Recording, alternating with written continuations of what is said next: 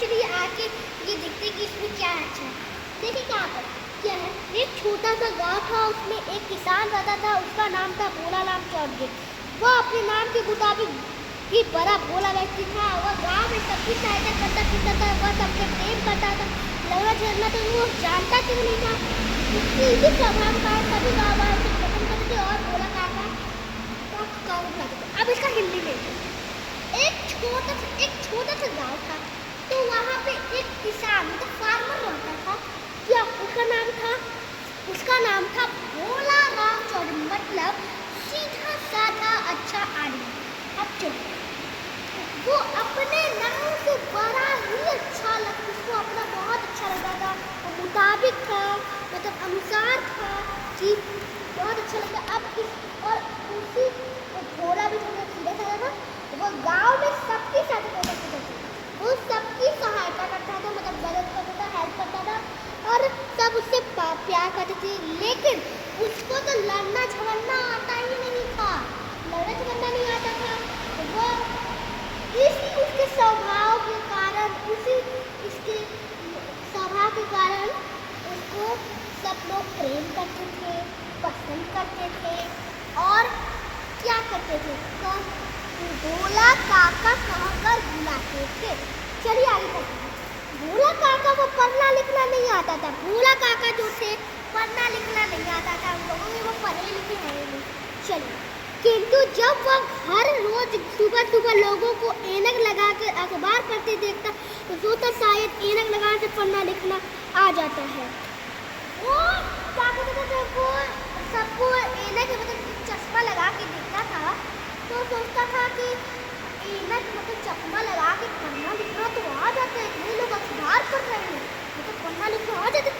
उसके गांव में किसी को पढ़ना लिखना नहीं आता था, इसीलिए वो सब कुछ चश्मा लगा के। यदि मेरे पास भी एक ऐसी ऐनक होती तो मैं भी इन लोगों की तरह अखबार पढ़ पाता। मुझे भी शहर जाकर एक ऐनक खरीद लेनी चाहिए। चलिए, तो वो क्या किया, वो सोचा कि अगर मेरे पास ऐसी ऐनक होती, ऐसा ही चश्मा होता पढ़ने लिखने वाला, तो मैं अखबार पढ़ पाता ना। तो एक दिन वो शहर गया, मतलब शहर अभी नहीं गया, वो सोच रहा था कि एक मुझे शहर जाके एक ऐनक खरीद लेनी चाहिए, हमको शहर जाके ऐनक खरीद लेनी चाहिए। क्या होता है, एक दिन भोला काका शहर गया। वो एक दिन भोला काका क्या था, वो शहर चला गया। ऐनकों की एक दुकान में जाकर उसने दुकानदार से कहा, मतलब वो बहुत ढेर सारे शहर में बहुत ढेर सारे चप्पू की दुकान होती है ना। एक दुकान में चला गया और दुकानदार से कहा, भाई मुझे पढ़ने के लिए ऐनक चाहिए, कोई अच्छी सी ऐनक दिखा, हमको पढ़ने के लिए ऐनक चाहिए, मुझे चश्मा चाहिए, कोई अच्छी सी ऐनक दिखा दो। चलो आगे देखते हैं। दुकानदार ने उन्हें तरह तरह की ऐनक दिखाई, साथ ही पढ़ने के लिए उसे अखबार भी दिया। भोला काका ने एक एक करके बहुत सी ऐनक लगा कर देखी, किंतु वह जब भी ना पढ़ सके।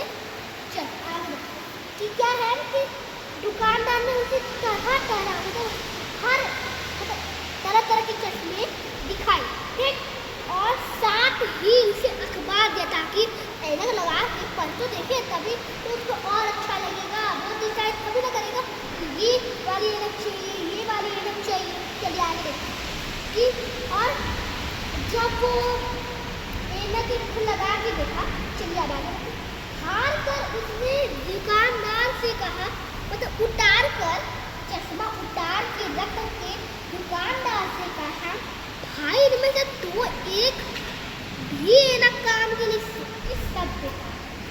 उस दुकानदार से बोला ना दुकानदार से कहा कि भाई इसमें तो सारे चश्मे जो आप दे रहे हैं सबके सब बेकार है, कोई काम की नहीं है।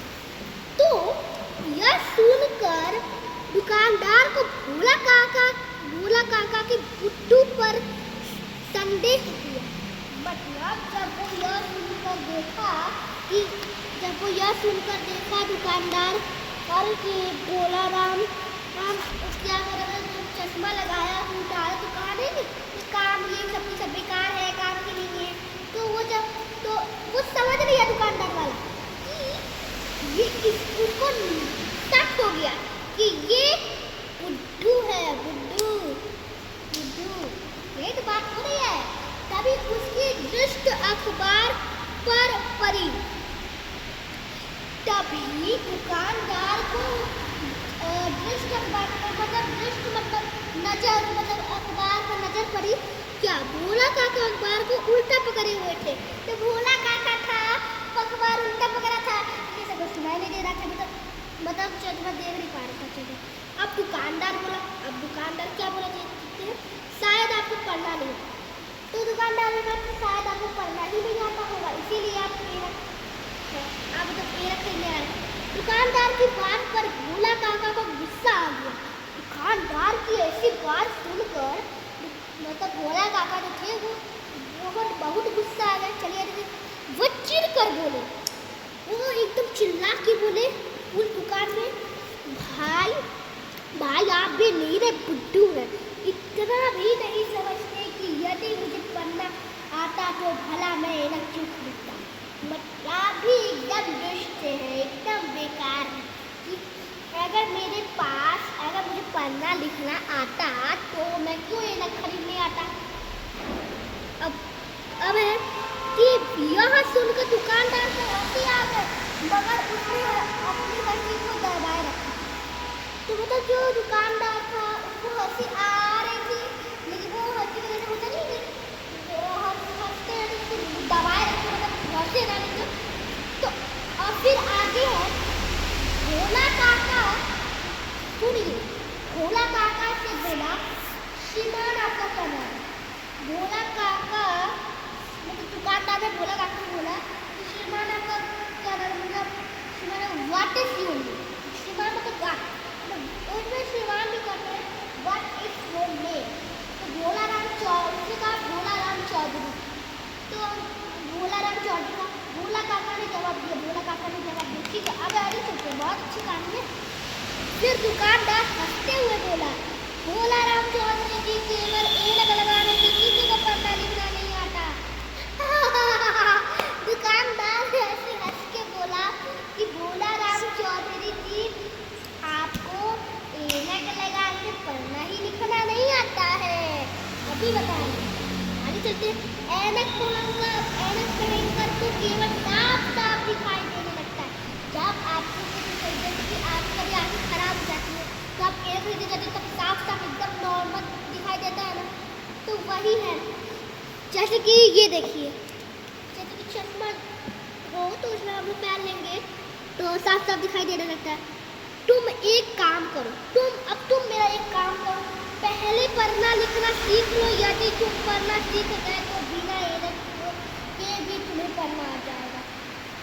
अगर तुम पढ़ना लिखना सीख गए, अगर तुम एक काम करो कि अगर तुमको पढ़ना लिखना सीख गए बिना चश्मे के पढ़ना लिखना सीख जाओगे तो तुमको चश्मा नहीं लगाना पड़ेगा। अब आगे देखते हैं कि इस शिक्षा से क्या मिलती है, क्या सीख मिलती है। कभी हम लोग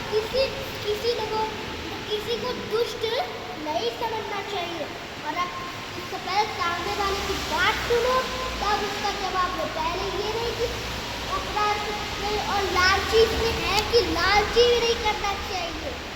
तो मैं तो पढ़ भी पूछती हूँ कि मोटापा कुछ इम्पोर्टेंट चीज़ बताऊँ कि मोटापे अनुसार प्रेम प्यार ऐनक चश्मा भोला सीधा साधा ये बोले ठीक।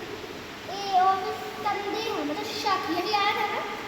गुस्सा क्रोध मतलब गुस्सा करना एकदम गुस्सा हो तो वैसे पसंद चाह और बेकार बिना किसी काम एकदम किसी काम की ही नहीं होती है कुछ चीज़। दुष्ट नजर मैं सही बोला था। चिढ़ना नाराज होना, नहीं तो चिढ़कर बोलना, नहीं तो चिल्लाना। इस कहानी से हमें ये शिक्षा मिलती है, तो आप सुन लीजिएगा। तो अब हम लोग बाय बाय। मेरी वीडियो को लाइक सब्सक्राइब जरूर कीजिएगा, अंत में कमेंट भी जरूर लिखिएगा। लाइक सब्सक्राइब के बाद थैंक यू, हैव नाइस